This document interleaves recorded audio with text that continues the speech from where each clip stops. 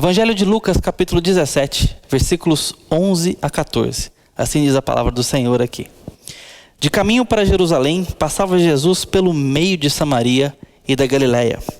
Ao entrar numa aldeia, saíram-lhe ao encontro 10 leprosos, que ficaram de longe e lhe gritaram, dizendo: Jesus, mestre, compadece-te de nós. Ao vê-los, disse-lhe Jesus: Ide e mostrai-vos aos sacerdotes. Aconteceu que, indo eles, foram purificados. Esse é um texto que fala sobre fé. Estamos numa nova jornada, pensando e estudando sobre a suficiência de Cristo. E nesse caso, nós vamos ter uma cena onde homens que tinham tudo para não ter nenhuma perspectiva vão nos ensinar bastante sobre fé em Cristo Jesus diante do sofrimento da vida. Nós estamos vendo aqui 10 leprosos. A lepra, nesse tempo, ela condicionava não apenas a saúde física, que já era um grande problema, e tirava a perspectiva de vida. Mas também esses homens perdiam junto com a saúde a dignidade cívica, o contato com a família, o contato com os amigos, o direito de ir e vir no comércio, de comprar, de viver, de vender, de ser um cidadão de fato. Por isso que o texto, até cuidadosamente, nos mostra que são 10 leprosos. Infelizmente, apenas leprosos. Quase não importa o nome dessas pessoas. Quem eram, quem foram, com quem estavam e viviam, já não possuem mais nada disso. Perderam a identidade e a responsabilidade perante a sociedade. A perda é grande demais. Esta é a realidade desses homens. São pessoas que poderiam não ter perspectiva nenhuma, como eu disse. Mas ouvem sobre Jesus, talvez umas poucas notícias sobre Jesus, e naquele dia ouviram dizer certamente que ele se aproximava. E então, finalmente, esse momento chegou. Ele está se aproximando da aldeia onde estão. Aqui nesse texto você percebe que Jesus está chegando perto da aldeia. Jesus ainda não entrou. Ao entrar num povoado, ele está na periferia. É a primeira frase do texto que eu quero destacar. Ao entrar numa aldeia. É onde essas pessoas vivem. Elas vivem separadas. Elas são condenadas ao ostracismo, ao isolamento social, de uma forma muito mais aguda do que nós estamos experimentando nesse ano de 2020. Eles vivem às margens e estão juntos porque leproso só pode ficar com o leproso. Mas Jesus está entrando ali, à vista deles, o suficientemente perto para ter contato visual com esses homens que têm tudo para não ter esperança nenhuma. Se depender da opinião pública, já estão completamente fadados à morte. A morte social já aconteceu. Falta só agora esperar a morte física. Mas Jesus está ali. Não apenas chegando até perto deles, da área que eles estão, ali da geografia que eles estão, fazendo contato visual ao alcance dos olhos e da voz desses homens. Mas Jesus chegou no mundo. E eu quero que você repare a importância disso. O fato de Jesus ter se encarnado e estar na terra, no ministério público, pregando o reino de Deus, fazendo milagres e expondo a Escritura, que diz a seu próprio respeito, nos mostra uma verdade tomada na eternidade para ser realizada no tempo e no espaço. Fora do tempo, o Cordeiro foi imolado para tirar o pecado do mundo que seria criado. Jesus é o Cordeiro de Deus que tira o pecado do mundo. E esse Cordeiro foi dado na eternidade para a redenção do povo de Deus. E não apenas de pessoas, mas também suscitar um reino na criação e recriar nele todas as coisas. Jesus é o cabeça da criação, mas também o redentor de toda ela. Nele, nós temos a expectativa não apenas de salvação de nossas almas, mas também de redenção cósmica, de termos um lugar para viver em paz e plenitude perfeita para sempre. E com Ele, o autor da nossa alegria. Essa decisão eterna, por ela, Jesus está no mundo. É esta decisão que fundamenta a esperança desses homens. Porque é por isso que Jesus se encarnou e está andando pela terra, andando nessa parte do planeta, a ponto de gerar notícia e testemunho para que pessoas isoladas da sociedade, como esses 10 homens, possam saber, crer e aguardar uma oportunidade. Esses homens ouviram umas poucas notícias de Jesus, mas foram suficientes para que eles aguardassem o dia do encontro. Se esse dia chegar, nós teremos alguma chance. Talvez eu imagine essa conversa passando entre eles. Ou no mínimo, um pensamento desse passando por um desses corações, por uma dessas mentes. Se Jesus tem trazido vistas aos cegos, se Ele tem feito pessoas paralíticas andarem, se Ele tem dado dignidade a pessoas que foram completamente marginalizadas, se Ele tem salvado pecadores, Ele pode fazer algo por nós. O fato é que esses homens têm um grande problema e por isso decidem esperar por um grande milagre. Quanto a nós, o que sabemos sobre Jesus é suficiente para esperarmos dele algo novo? O que sabemos sobre nós mesmos é suficiente para esperarmos, desejarmos e até buscarmos redenção, cura, transformação e intervenção do bom pastor? Esses homens estavam nessa circunstância, um grande problema, e sabiam de um grande Jesus. Tomaram a decisão de, tendo todos os motivos para não ter expectativa nenhuma, esperarem por Cristo. E quando tiveram a oportunidade da revelação física de Jesus perante eles, oraram. O texto diz que, ao entrar numa aldeia, saíram-lhe ao encontro 10 leprosos, que mesmo ficando de longe, como nos diz o versículo 14, versículo 13, de longe lhe gritaram: eles estão falando com Cristo. Mesmo de longe, mesmo não tendo Cristo talvez os abraçando quando ninguém mais abraçaria, mesmo não tendo Cristo lhe aplicando saliva aos olhos como ele fez com algum cego por aí, mesmo não tendo Cristo fazendo aquilo que seria mais, aos nossos olhos, cinematográfico, mais desejável, mas que de longe lhes responde. Esses homens se contentam com essa distância, porque Jesus está ali, o Jesus que eles ouviram falar. E então chega o momento da oração. Esses homens gritam a Jesus: Jesus, Mestre, compadece de nós. Nós temos ouvido que o Senhor é Mestre, que o Senhor nos ensina, que o Senhor é o Cristo. Esse é o Jesus, o Emanuel. Deus está visitando pessoas quebradas na sua pessoa. Compadece de nós. Tem misericórdia da nossa causa. Um grande problema, um grande Jesus que eles ouviram falar. Talvez o Jesus que eles ouviram falar antes de vê-lo é exatamente onde eu e você estamos. Nós não vimos Jesus, mas temos ouvido falar dele. E meus irmãos, muito mais do que esses homens. Nós temos uma Bíblia inteira sobre Jesus. Nós não temos apenas alguns poucos relatos do ministério público de Jesus, que chegou de boca em boca até os nossos ouvidos. Nós temos toda uma história do cristianismo. Nós temos a história da nossa família, muitas vezes, para muitos casos. Nós temos a palavra de Deus nos revelando diretamente esse Cristo, com uma perfeição completa. Nós sabemos muito bem sobre esse Jesus. Nós sabemos o quão grande ele é.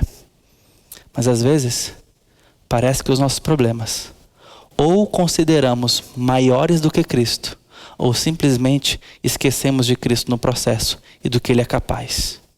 Esses homens não fazem isso. E eu quero ver a suficiência de Cristo nesse texto, sentado no mesmo lugar que esses homens, trazendo o meu problema para esse grande Cristo, trazendo a minha circunstância humanamente impossível para esse grande Cristo. Às vezes nosso problema seja enfermidade. Talvez uma vida de pecado que eu não consigo me ver longe do meu pecado, longe das cadeias que me prendem, dos meus vícios. Talvez o problema seja conjugal e o meu casamento está por um fio.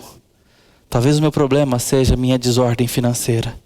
Talvez não seja por conta da minha desorganização, mas por conta do momento que estamos vivendo e eu estou prestes a quebrar totalmente, ou já estou quebrado e sem perspectiva, precisando sustentar a minha família.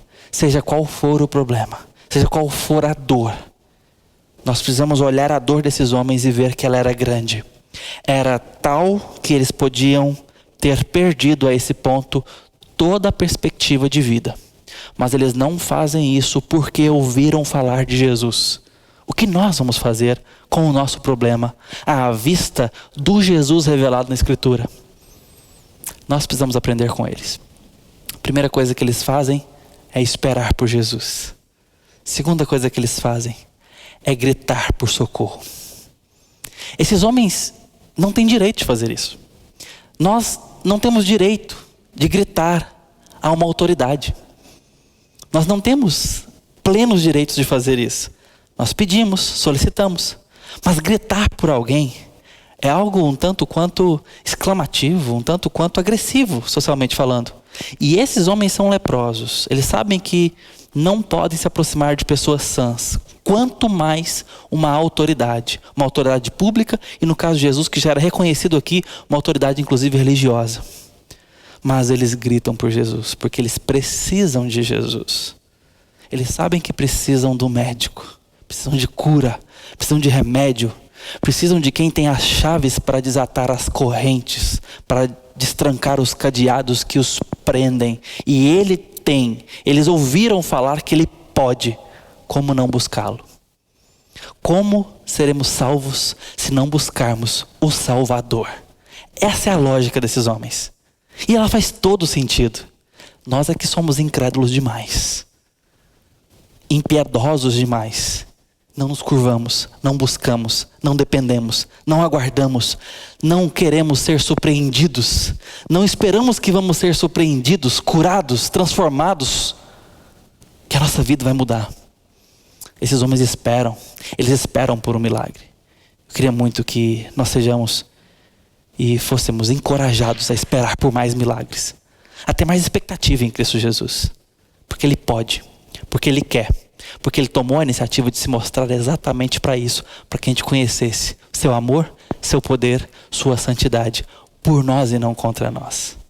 Esses homens oram, mas o desafio de fé dado aqui, a cena sobre fé, só começou. Porque é a partir desse momento que nós vamos ver a revolução da fé em prática desses homens. Uma coisa é esperar, aguardar e desejar. Coisa essa que eu acabei de dizer. Precisamos resgatar isso em nós. Precisamos ter sede por uma intervenção, querer ver mais Jesus. Mas isso é só a metade da história da nossa empreitada de fé diante desse Cristo suficiente. A outra metade é que vem agora. Jesus dá uma ordem frustrante. Jesus diz, de longe, vão se mostrar aos sacerdotes e certamente continua a sua caminhada. Aquela era a única chance. Jesus estava finalmente ali. Quanto tempo esses homens esperaram? Cada dia contou certamente, porque cada dia para eles era quase o último para quem está definhado à morte, para quem não tem perspectiva de saúde. Jesus chegou, o grande dia chegou, e tudo que Ele tem para dar é uma terceirização. Vão se mostrar aos sacerdotes. Não é frustrante quando a gente liga, às vezes para resolver um problema bancário, resolver um problema comercial, e ficam nos transferindo de telefone para telefone? Quando nós vamos resolver alguma coisa em termos de prefeitura, em termos de documentação do carro, e nós somos levados a um gabinete para outro, e parece que não querem resolver o nosso problema. Jesus manda eles procurar a autoridade local, que não podia recebê-los porque eles eram impuros. Eles não tinham direito de chegar ali dizendo: olha, nos mandaram vir aqui. Eles não seriam recebidos. A ordem parecia ilógica. A ordem parecia um grande descaso. Mas aqueles homens entenderam que, apesar de tudo isso, eram palavras dadas por Ele. O Verbo de Deus. A vida que visitou o mundo morto. A estrela da manhã que veio brilhar nas trevas. O Cordeiro de Deus que tira o pecado do mundo. A luz dos homens. Este deu uma ordem para eles. Como não obedecê-la? Como não nos arriscarmos para ter alguma coisa que vem dele? Esta foi a lógica da fé daqueles homens. Jesus é suficiente.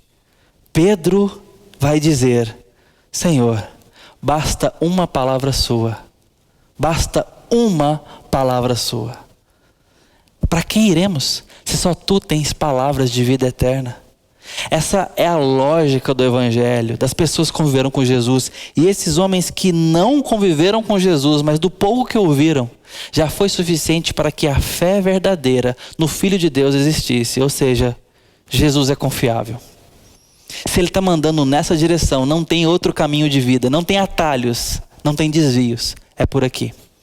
Ele é o caminho, Ele é a verdade.